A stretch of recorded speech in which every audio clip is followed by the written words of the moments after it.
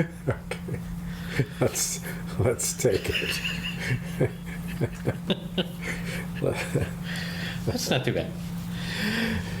Oh, Hey, Lordy. Mr. Dennis, another week is in the history books. Another week has passed. I'm still here. Yes. I had a fishing experience.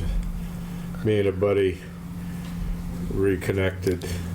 I told you the story of Jim, who I hadn't seen for years and years. And anyway, we had our second trip. But before I get into that, I thought I saw a post from you today that you sprained both of your thumbs. Yes. Let's talk about that. Is that true? Is that current? I mean, I'm not a Facebook guy, so I I'll flashed explain. through it and wondered what it was. So this weekend, my wife was away attending her college reunion party, and my son celebrated his 11th birthday party. His birthday was really the last week, but we celebrated on the Saturday, I guess. Well done. Well done, yes. Professional Yes. podcasting. Yes, it's at its best. Huh, how about that? It's you. I've been set up. Ha! Call is coming from inside the mansion. So on Sunday, I was exhausted from a long week and taking care of my parents. They left on the Saturday morning, and I was exhausted from getting up early on the Saturday morning and then doing a bunch of errands on Saturday. And so on Sunday, I was just like, all right, I'm just going to relax today, do very little. But then I started feeling guilty, and I was like, well, my local gym is closed on Sundays, but the municipal gym is open in the mornings. And so I thought, and I skipped Friday, my usual Friday going to the gym. So I thought, I'll go to the gym on Sunday. So I go and I do a regular sort of, I've got this app that shows me what weights to lift out on a given day, given the muscles that I've worked out recently.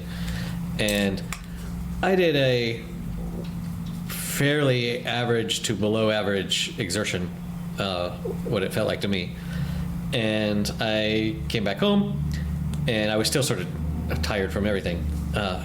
And then after lunch, I took a nap, and I woke up from the nap, and my thumbs were just aching, like both of them. Like I must have pulled something up, pulled some bar in a way that strained them in an awkward way, and it was. And you couldn't recall it, or then you did. No, something that there was no incident at the gym where I was like, that's going to hurt me later. Or even in memory that you anywhere else. Yeah. So I'm assuming it was putting some weird weight in a weird position, but I don't really have any recollection. And so then late that night, I go pick up my wife at the bus station, and I can't pick up her suitcase to put it in the trunk. Because she left you and decided to come back? Don't have any grip strength.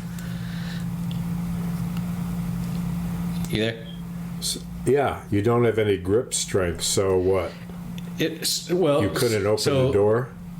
I couldn't pick up the pick up the suitcase to put it in the trunk.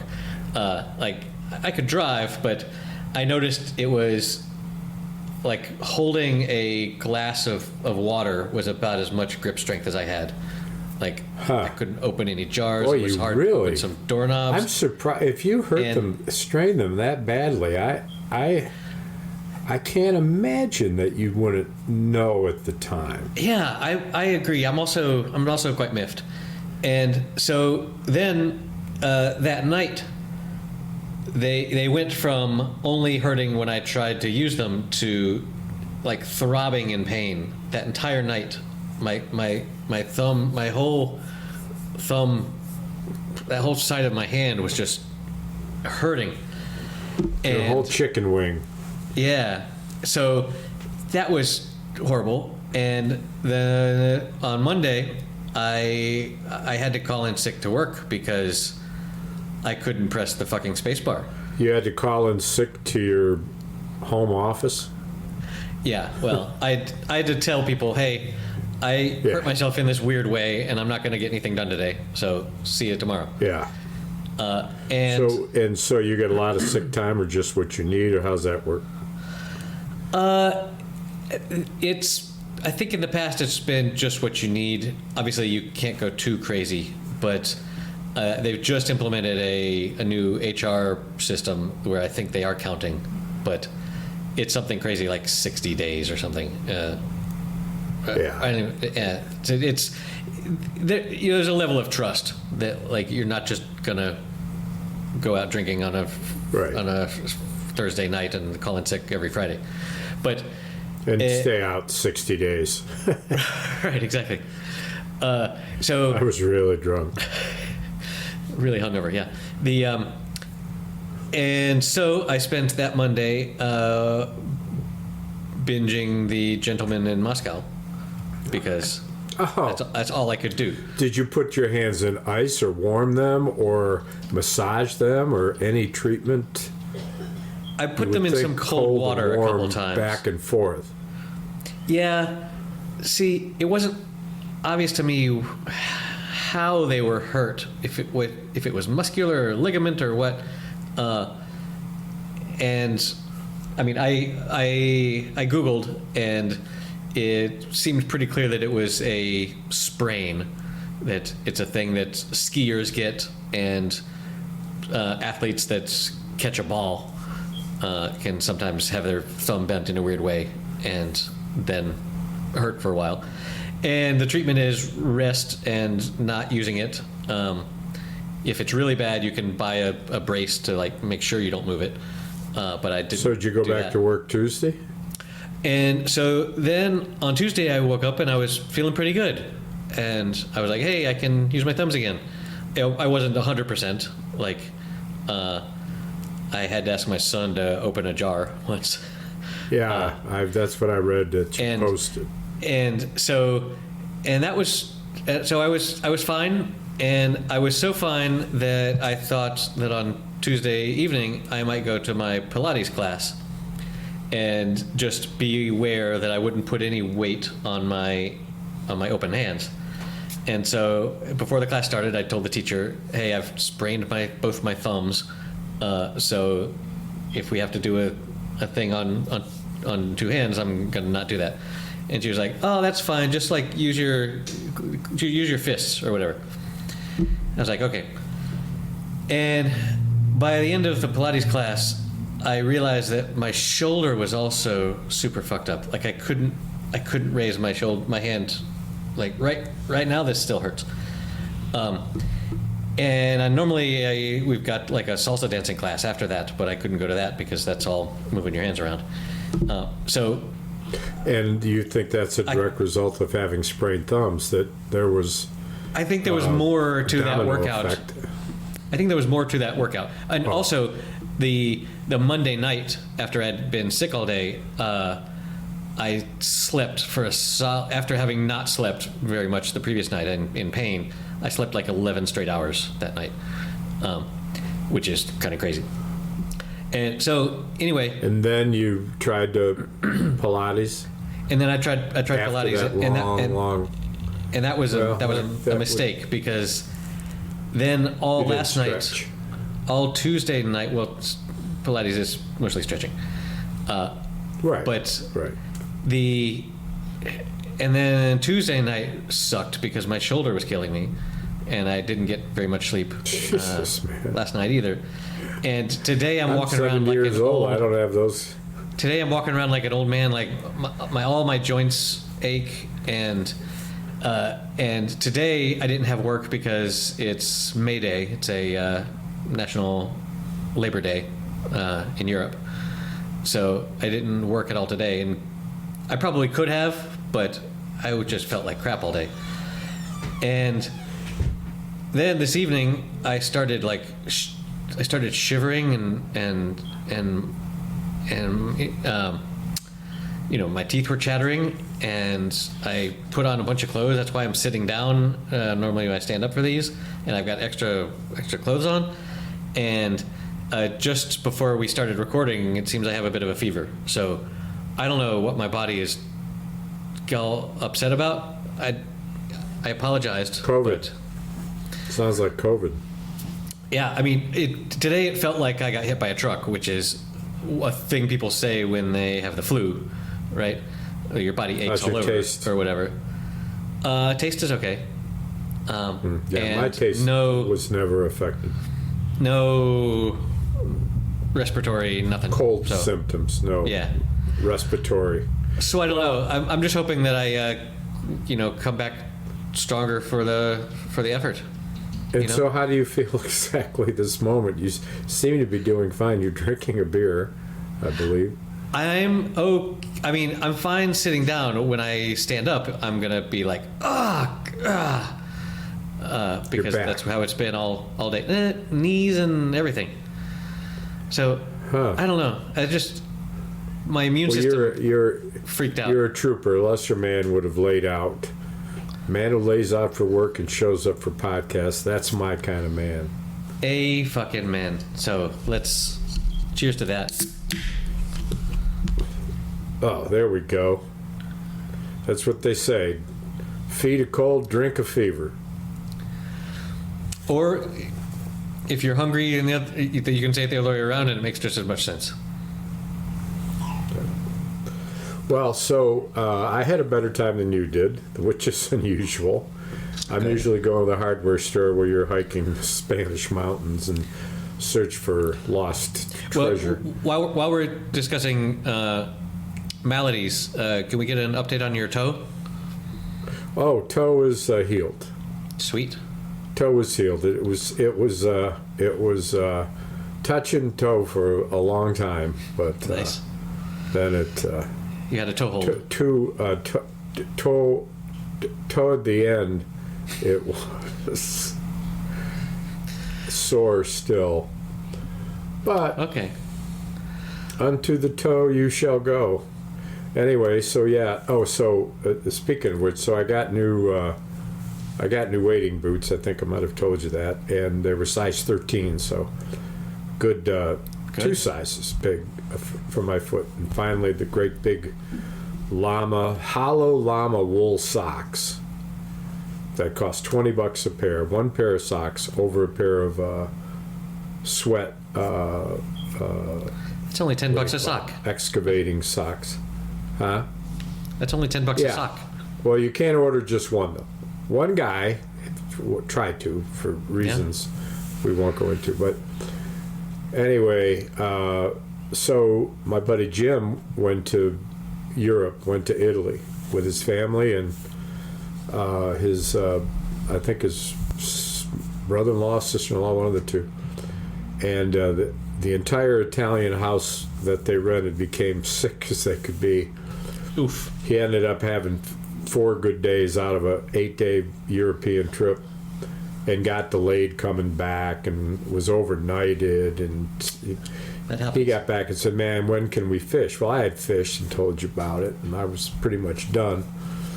And I thought, it's been cool. Done for the rainy. season? Or Yeah, done for the spring season. Okay. Because it's getting warm. And then I thought, it's been cold, cooler, we'll see. I looked at the blog, and the dude says, 6-7 days ago, we didn't catch any steelhead, but we caught a bunch of brown trout. Nice. And this is what we caught them on, this and that. And they use something called a streamer, which I don't use much. So I looked it up. I went to Jim and I met, almost there, about an hour from there. It's 2-hour semi-drive. And stopped at the fly store and bought a bunch of these big flies, heavy heads, called streamers that you throw into the water. Instead of letting it drift down Uh-huh. like you do a fly, you do that. But then at the end of it, you pull it through the water towards you Okay. very slowly so that it looks And like there's like a ribbon or something on it that flutters? there's feathers and horsehair and rabbit fur and you name it. Anything that'll, Sounds seriously, delicious. anything that'll make it move a certain way and look a certain way. And sure enough, I saw fish, which I was surprised. I saw a nest of about 8 of them and couldn't get at them. And I tell you, Do you think I'll when you come see back- a fish, do you think when you see a fish that it sees you too? Or sometimes, yeah. Sometimes, yeah. Particularly if you stick your head underwater right in front of them. yeah, That's and you go not like that, for example. right. But saw fish, and I tried to get him. I'll tell you that story. And then fished upwards. And about an hour and a half after I got there, I did that with this fly. This guy sold me this big streamer, and threw it and started pulling it. And sure enough, a freaking brown trout, 16 inches long, like this, Nice. gets it right in the mouth, jumps out of the water. I got him and play him and net him and bring him in. There will be pictures. And I thought, wow, this fish really struck at this. I mean, it was like going after it to eat it. And not a half hour later, at a different hole, I hooked into a 25-inch steelhead that was like yo, and played him. 25. And Damn. Jim was standing in. He hadn't even put his line in the water yet because I got there, saw fish, said, "Jim, there's fish here. I'll give you the spot in a minute." Watch And this. well, pretty much, and drifted 3 times and hooked one. Hold my beer, Jim. And it was funny because the fish ended up at one moment jumping right in front of him. You know, I mean, not a foot from him. He's getting wet because this way is where the fish is going. And he asked later if he was in the way. I said, no, not at all. I never felt that way. I didn't. If I would have asked you to back up. But I had the fish under control. I had him in the mouth, but some bitch got away when he jumped up in the air. My brother tells me a technique when the fish jump in the air, because when they jump in the air, they're often falling away from you. And when they're shoot 'em with falling a away shotgun. from you, it already skeet. It's called fish skeeting. You say clear And or whatever. when it's up, as I understand it, when it's up in the air, it may be falling away from you. So an already taut line now has the 8 pounds of the fish splashing it in the other direction. He says when a fish jumps out of the water, lean forward and give it some slack. And you'll avoid breaking off if you can, fish jumps, move forward, which Lean into it. That's exactly when this fish got off. In a jump. Right. And I didn't lean forward, and in hindsight, but this is not even a split second. This is a nanosecond. I mean, You got to lean forward, like when you're pretending that you're interested in the other person's story. oh yeah, oh really? Yeah, Tell me more about that. exactly. And then, but if you don't, then the conversation might just break off and swim away. That's what I've heard. I'm sorry. Were you talking? I'm sorry. I can't My remember. mind strayed. My mind strayed. So anyway, so that was all in the early afternoon, and we fished another. Oh Lord, that was 12:31. I caught that fish 12:30. It was about 1:30. We got there at 10, Okay. which meant 4-hour drive, at least 4 hours of fishing. Got to be 2 o'clock. That's It was your a real formula. pretty day. It was raining and off and on, and then it got warm and no fish for a while. And Jim said, "Hey, when do you think we got to pack up?" I said, "We'll be out of here by 4. I'm getting tired." And right at 3:30, when we were kind of working our way out, I walked by him. He was re-rigging near this big hole, and I said, "Listen, let's start heading back. I'm going to fish the 2 holes between us, and when we walk out of the water, I'll meet you up there and walk you out of the river." Because he, I said, "You're good to get there, right?" He said, "Yeah," because he was new at wading in this river. But he's And doing Jim well. was never seen again. What a horrible friend. Which, to this moment, I don't know what happened to him. Anyway, I didn't care that much about that because I went up and I said to him, "But first I've got one more fish to catch, and I'm going to do it up there." I've got to. And I went to the The very last. The very last hole. Oh, hold on. Very The last. very last line of Good Will Hunting is he leaves a thing, a note for Robin Williams' character that says, "I got to go see about a girl." And Robin Williams improvised the line, Yes. "Son of a bitch stole my line." Yes. Anyway, you had to go see about a fish. Yes. That's where I was going with that. So I went up and went to my deep dark hole, which is the last hole generally before I get out. And I fished that hole, did the same exact thing, let it drift down, and then slowly pulled it in, slowly. A fish got it, like, nearly in front of me, and it jumped out of the water. It was a good 18, 19 inches long, weighed Wow. probably 6, 7 pounds. I thought it was a big brown. And as it turns out, it was a smaller steelhead. Steelhead are the one, 28, 30 inches is a big one. So this one's Right. 18, 19 inches. But boy, it fought. He went after it, had him right in the mouth. There was no way he could get out. Ended up playing him. But the best story is I first got there, and then I will end this. Save the best story for last. The Finally. fishing report. I said to Jim when we got it, I said, "You see all those fish there? There's 2 steelhead spawning. I guess the other fish are probably brown trout trying to get its eggs. They're waiting." I was surprised to see them still spawning this late in the season. And I'm going to go back and see if I can come up from the other side of the river where I can get at them, because they were under trees. And sometimes you get a drift above a tree, you can drift it right underneath the tree, and it comes out the other side if you can get there. If you're good enough. So I get all rigged up, and I see exactly the spot. I know how close I can get. I'm close enough. I'm able to throw it pretty well. I throw it once, it's too short. I throw it twice, it's too short. Doesn't drift through them because they're really in shallow water on the other side of the river.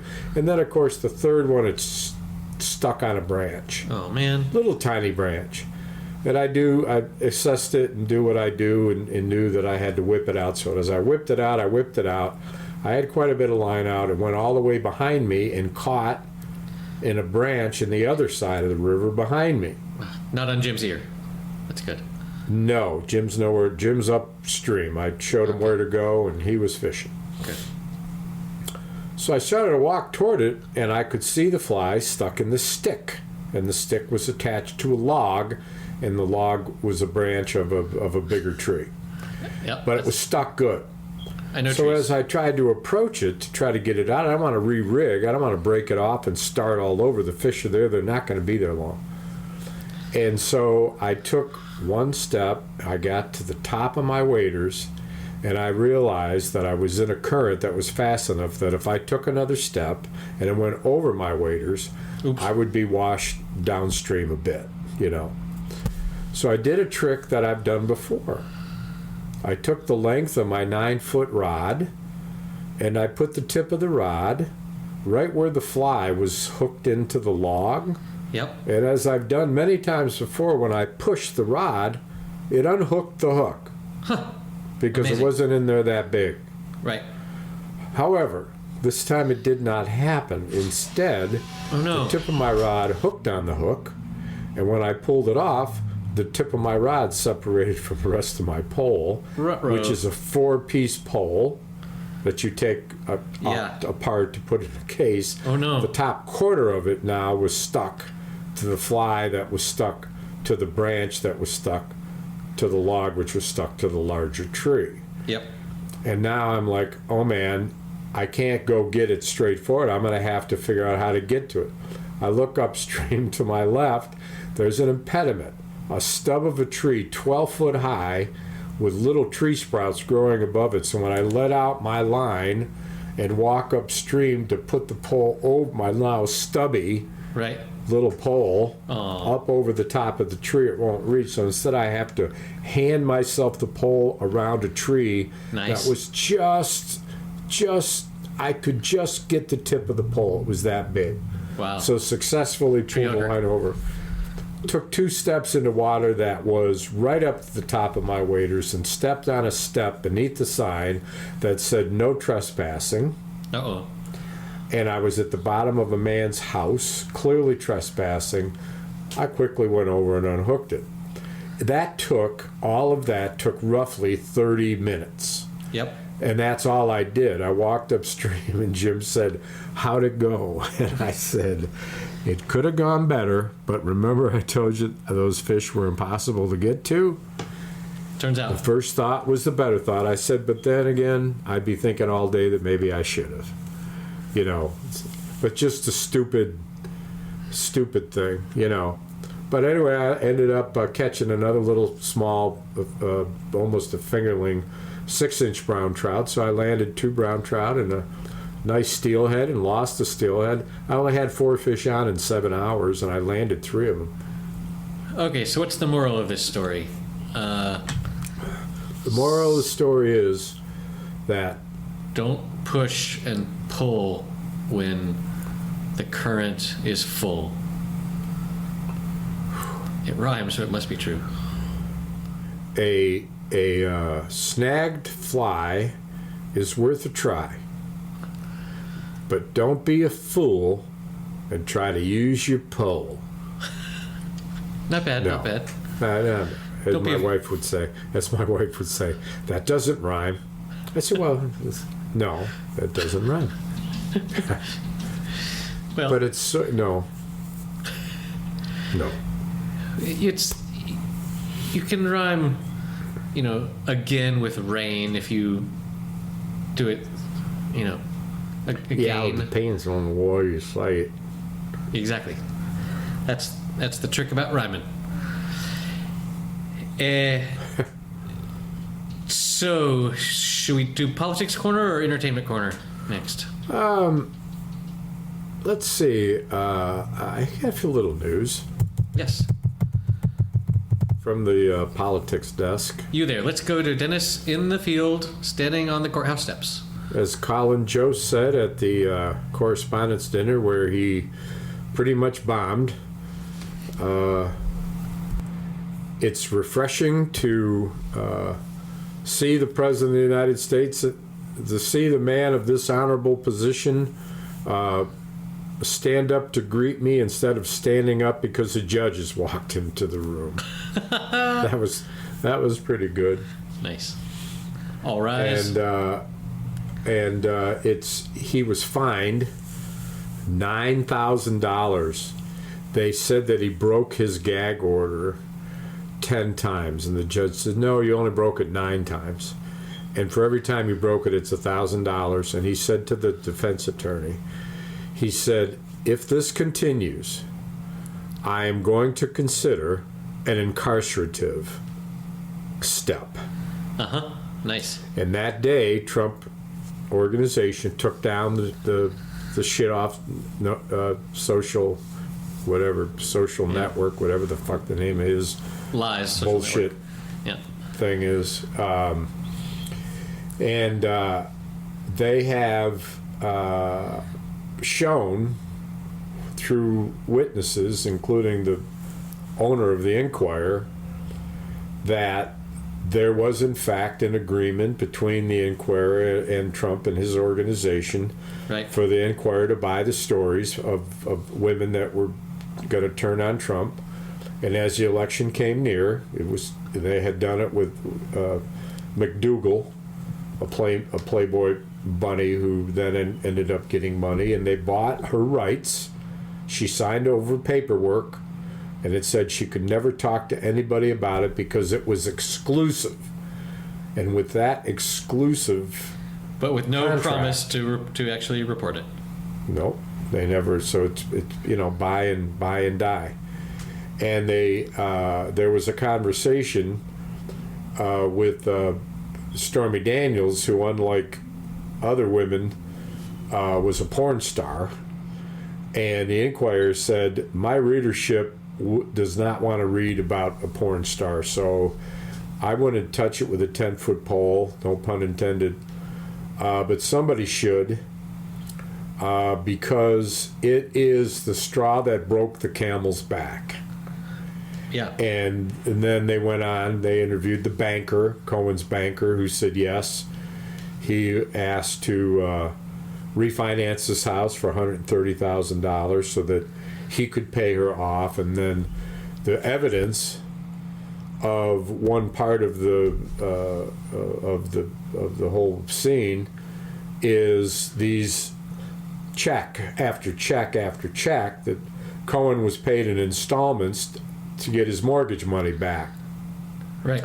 That in itself is not illegal. What's illegal, and in order for any act to break the test of appropriateness in the political world, Right. you can all campaigning is to try to change the Right. outcome of the election. Convincing the That's people. what it is. Yep. But it becomes a felony when the way you're doing that is against the law. Well, Becomes a felony. wasn't it that saying that it was campaign funds because there's It wasn't saying it was campaign funds. It was campaign funds. okay. And that can be proven. And so the hush money, so-called, it isn't about the hush money. Right. He's paid hush money before, and it wasn't a felony. Haven't we all? What did he do? Right. He bought it. They gave him money, but he used this source, and he did it tied with the money to expressly change the outcome of the election, because he, at the time, before he knew that he was gold-plated with Teflon, that he thought it would kill him. You know, this was right after the Pussy Tapes interview that was Access Hollywood. intercepted, Yeah. and he took a hit for that. He was very badly damaged. That was before he was Teflon Man. See, the trick with hush money is you gotta make it recurring, not just a one-time thing. Like those checks you send me. There's always that threat. Those checks you send me But- every month to not talk about that one thing that happened at the Well, beach. blackmails. There's not a whole lot of difference between blackmail and Exactly. hush money. True It's that. just it's the same transaction, but a different person in charge. Right? It's the same transaction, just a different person in charge. Exactly. So, is there Well, such thing as so- white mail? Say it again. Is there such thing as white mail as opposed to black mail to like pay someone Yeah, to well, when it's to, a black to make person. up But it's a black good things about you? white male, yeah, like white lies, Right. Okay. That makes sense. white lies, and they wear armor, white male. Right. Good. Very good. Uh-huh. See what I did there? I did. So And they're the not other female. the other thing to understand is that the Supreme Court and the 5 conservatives, the majority conservatives, heard Trump's argument in the case that really matters, which is Trump's charge with insurrection. And they went all the way through the court system because Trump appealed and appealed, ruling after ruling that said, you know what? President Trump, former President Trump, you were not immune from criminal liability. The president has limited immunity, not total immunity, where we don't have kings. Took it to the Supreme Court, and the Supreme Court took it upon themselves to kind of imply that this issue really needs to be defined for the ages. And so they're going to look for examples in a lower court of what would be immune and not immune, and then determine, which means that it goes on way beyond the election. It is a huge victory for Trump. Right. That's all he wanted. Now, you and I know that that is only of value if he wins. Because because when he wins, he's got control of the Department of Justice. It's on and on and on. Right. And you think he's going to win. I don't. So I realize that all is not lost, because when he doesn't win, it's all going to pick back up again, because there will be a pause during the voting and during the campaign, because the Department of Justice has got a standing rule not to not to interfere, not to comment on ongoing cases. And So- Do you remember that clip I sent you of, I think it's Laura Trump, saying that when he wins, it's going to be 4 years of scorched earth, and he won't have to run again. This will be the last election he participates in because he won't have to run again. Like, just said that to a crowd of people. Laura Bush said that. Or Trump. Not Laura Bush. Good Trump. Lord.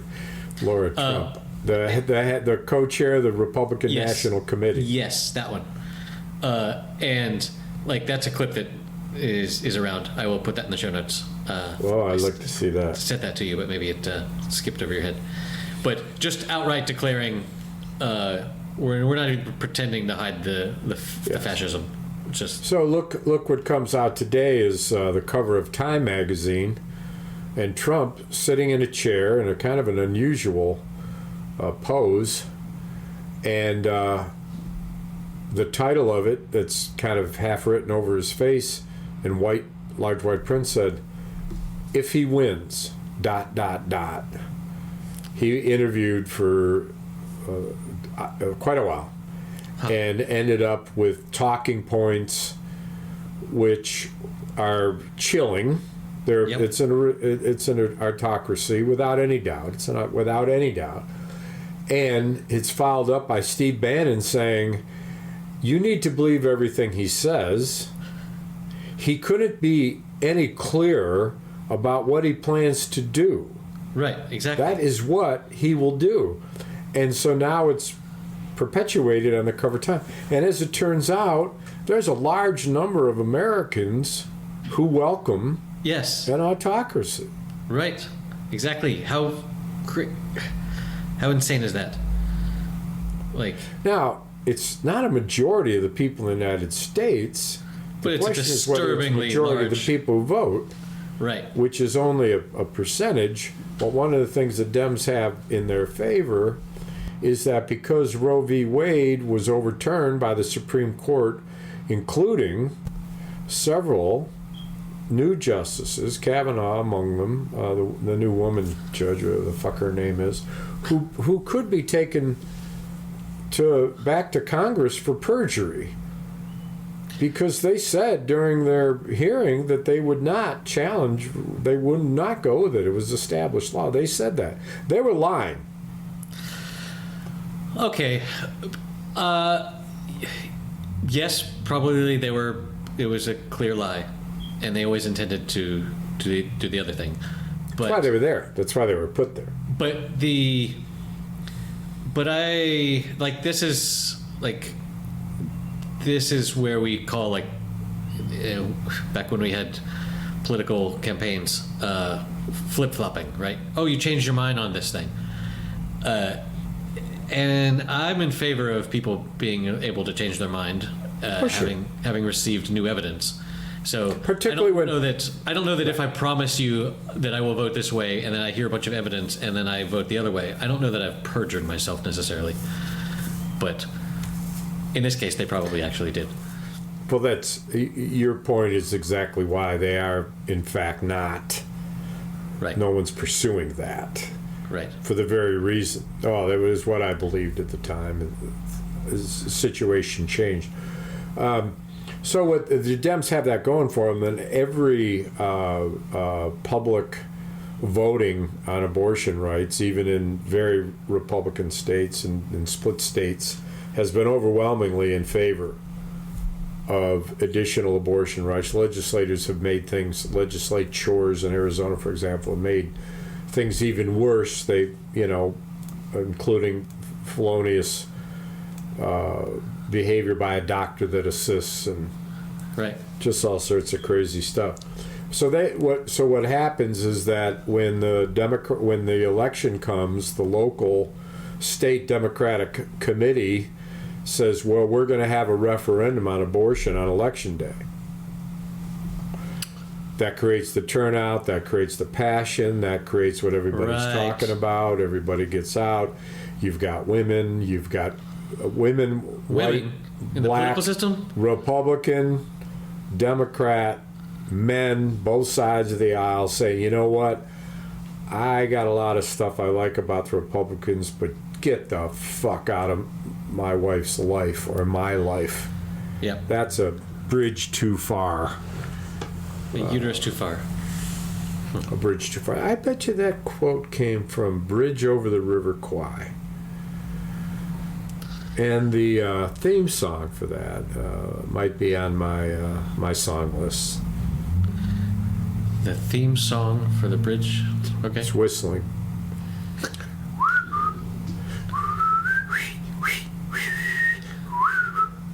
I know that whistle tune.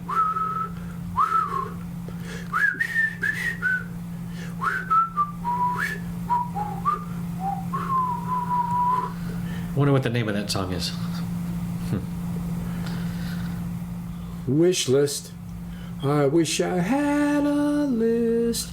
Wish list. I would put this on my list. A whistle. A real whistle. So I could whistle and I don't know if any of that's true, but I hooked you in. Seems legit. I'll sign off on that. Seems legit. Can you contribute $10 a month? So weather here is fabulous, man. Oh, anyway, we weren't done with the political desk, or were we? Well, we're done, but there was that great story I sent you about Pete Buttigieg having a clear win of making of requiring the airlines, when they cancel your flights, give you your money back, which is like right there. Which is that's like kindergarten fairness logic. Yes. Like you could show Capuchin monkeys, like they have this sense of fairness of, oh, if I'm getting a one grape and that guy's getting two grapes, that's not cool. Like that's just basic. And then falling right into the trap is good old Ted Cruz coming along, and if a Democrat said it, then we must oppose it. And bottom line, like that's the extent of their platform, is whatever they said, negate it. And of course there were these articles saying that he's like, Ted Cruz wants the airlines to keep your money, keep your cash. Yes. When they cancel your, it's like, what a great headline. It's like, hell yes. So I'll put that in the show notes. I'm ready to move over to entertainment corner. Having so watched you binged on A Gentleman in Moscow. A Gentleman in Moscow, and are you hooked? It is amazing. It's just gorgeous. That architecture and the clothes and everything is just so beautiful. And majestic. His character is also fantastic. Just going along, not complaining about anything. And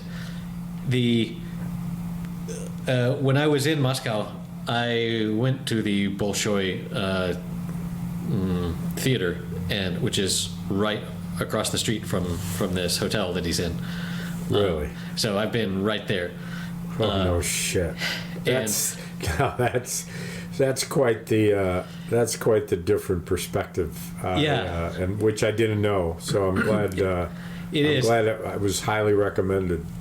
And of course, for filming a thing, it's really handy for the production company that it almost all takes place inside the hotel, because that means they just build their set in Hollywood and use that.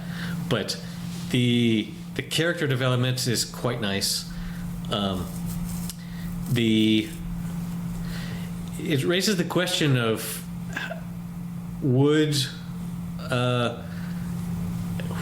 how hard would it be to be imprisoned in a luxury hotel where you've got all the best food and wine? I think he portrays that very well, and the difference is the answer is two different ways. One way is shown in episode 2, and the other way is shown in the beginning of episode 3. How many did you see? I've seen like 5. Oh, they've only released 3 here. Okay. Let me see if I have the record. Really? They've only released 3, huh? Actually, we may be on 4. What's today? 3 or 4. I missed a couple weeks. Maybe we're on 4, but we certainly are on 5. But anyway, I recall. Yeah, no, they've released 5. 5 was released last week. Huh. And the next one is, it looks like they're released on Fridays. But yeah, so you've only seen 3. So you haven't seen the one where Stalin is coming to the hotel? Yes, I was. He doesn't show. The actress says it's the end of my career. Yes, that's such an obvious. Like, I knew he wasn't going to show, because that's the way you write drama. Is you have everyone get prepared. Yeah. And there's a famous Spanish movie where I used to get this a lot because they said, "Oh, you're American." There's this old Spanish movie where this little Spanish town is really excited because there's this American that's going to come and visit. And so they prepare everything and they get everything ready and they put banners saying, "Welcome, Mr. Marshall," and that everyone gets in their best dresses and they all stand out ready to receive him, and he just drives right through the town. And they're like, "Oh." Oh, too bad. But they have this song that they've practiced that's like, "Americanos, we welcome you with joy," that people used to sing to me when they heard. Because what they were hoping it would be a tourist, the change, the... It's just they had never seen someone as prestigious as an American come through their little town. And the guy didn't care. He was just going somewhere else. But anyway, so I knew when that happened that Stalin wasn't going to show. And also, boy, you're fine depicting people that that your average viewer doesn't know what they look like. But if you're going to depict someone where we've all seen his face, then that's going to be a little bit harder. Yeah, not that much harder. I mean, somewhat, but not anymore. I mean, I think I started to watch probably the 4th episode when he wakes up. The opening scene is him on the roof of the hotel, drinking his fresh-made coffee and eating his toast with the honey from the bees that he is credited with bringing back to the roof of the hotel. And he is a pleased man. He loves life. He's now a waiter. Yep. All of his skill, and he loves it. He's observing people because he's just an intelligent, caring, very unassuming, right, for someone observer of his station of life. He's become acute, with his observation. You remember him witnessing the scene between the African American woman who made his suit, and the head chef, and gave that advice. was beautiful. I first I fell asleep early the first time I saw it when it came out. Then when I went to watch it, my wife came down and said, "Hey, let's watch." I recorded the correspondence dinner, and just a side note on this. There were some things that Joe said that were funny. There were 3 or 4 things that made me laugh, but this was a half hour. Right. And in order to remember, I went to the epitome of Correspondence Center, which for me is Conan O'Brien. Yep. Who is just I mean, I laugh. I never stop laughing. He is so funny. And Stephen Colbert, Also, yep. who is well known for being what they would say the quintessential, the best, which I thought Conan O'Brien was funnier. But I've seen them all. Some of them I watch them and I realize they weren't very good, and I cut them off. But Stephen might Colin Jost- have done that in his character. he did. Yeah. It was a special edition of the Stephen Colbert Report. Yeah, right, exactly. Which So, that's awesome. Which That was an excellent satire. yeah. Well, Yes. so do you know who Colin Jost's wife is? Yes. In fact, she was there, of course, and one of the funny things he said at the end was, and thank you to this, thank you to my parents, thank you to this, and thank you for my wife, and she loves these kinds of events, and she told me earlier how much she's looking forward to meeting every single one of you after the show, and just barge right in. There's one thing she hates, it's her privacy, so she wants to meet every one of you, so feel free. And she was That's funny. That's the funny. funniest interaction between a man on stage, in the case I'm about to say receiving an award, was Will Ferrell when he accepted the Mark Twain Yes. award and wanted to thank his wife and started to say to the audience, she's great and all that, but what a mouth.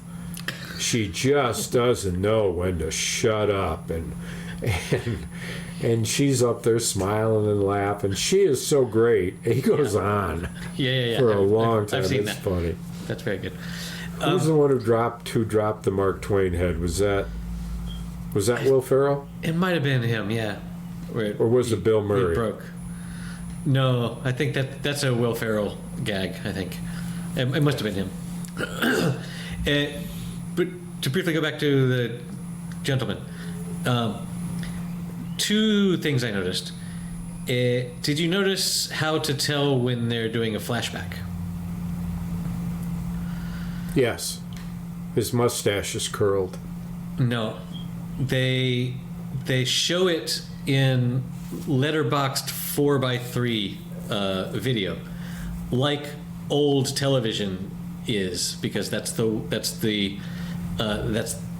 size the televisions used to be before we got widescreen televisions. And I thought it was a clever gimmick to show this is from the past. No, next time. I didn't recognize that. I'll look for that. I wonder if it's true here as well. Would be. Yeah. So anyway, I thought that was a clever filmmaking technique, and also I don't know a lot about Russian history, but the casting of black actors seems kind of strange. Like, And I was struck by that too. And the only thing, my assumption was they had it right. could be that that there could. Yeah, I mean, I guess we can look up and see. Well, in that some person sense, existed. it was their notion of a civil rights movement, overthrowing the Right. Exactly. oligarchy, and so one would think that the citizens who were at the worst end of that, which very well might have been or might not have been African American, Well, they in wouldn't this be an case. African American. British, Yeah. I think African British. I think the maid doesn't even have a British accent, but I could be wrong. Yeah, that was one thing on one of my first trips to London, where I saw all these black people around, and my instinct was to refer to them as African American, and I had to be like, oh wait, nope, because growing up in America, I was taught to call them African Americans. Eventually. Yeah, eventually, but you can't. It doesn't make any sense, and no one says African British. That's not a thing. No, And who has bunch of African people is France, because they did an awful lot of colonizing down there. Yeah. But And how are they treated? there's a lot of racism, of course, but you know, it's the way humans are. So the latest international news, Yes. speaking of tyrannies, is the potential call for the arrest of Netanyahu by an international commission, who the United States doesn't recognize as having arrest powers. But Netanyahu's afraid of it, and it very well may be the thing that gets him to listen. Step down. Because not to step down. They've called for early elections, but they haven't done the final raid in the southern city. They've held off and held off and held off. And Boy, I would not It's, want to run for his position. why? Who would? Right? No, thank Yeah, you. give me that. Yeah, give me that gun you're pointing to your head. Give it to me. Yeah, so I, I can want point it to. I away. want to take that mantle. In Spanish politics, the wife of the president or prime minister is accused of some financial fraud, and the president came out and gave a speech where he addressed the issue and said he will not be stepping down, which Wow. everyone that likes him was like, yeah, why should you? And everyone that hates him is like, what do you mean? It's his wife. Yeah. Yeah. So, Hey. I don't know what she does. but you, I can't I'm here at the control office all day. Yeah. her. I can't control her. I don't know what she does. Got her own money. Boy, does she have a mouth, though. Got her own friends. What a mouth. Jeez. What a mouth. Well, my friend, take it to a close. I have no musical interlude. I must admit to having probably on my fishing trip dehydrated, so that I'm fatigued. I need to, in fact, get some electrolytes in me. Unlike your problem. You sure that no one was hanging you by the thumbs, torturing you in the past week? I mean, if the truth serum erases the memory, then Did that you might- have let me see your arms. No, never mind. I don't want to see your arms. Well, You wish you could see my arms. You know what I did do is I also on Monday I gave some blood, so that might have also hurt me. oh. Jabberwocky. Did you know that the Jabberwocky, the Buddha looks like the Jabberwocky? I did not. Bet you didn't. I'm out, bro. Peace. Okay, that's it for episode number 217. Boy, did that take me a long time to edit because I kept getting sidetracked into all those YouTube videos.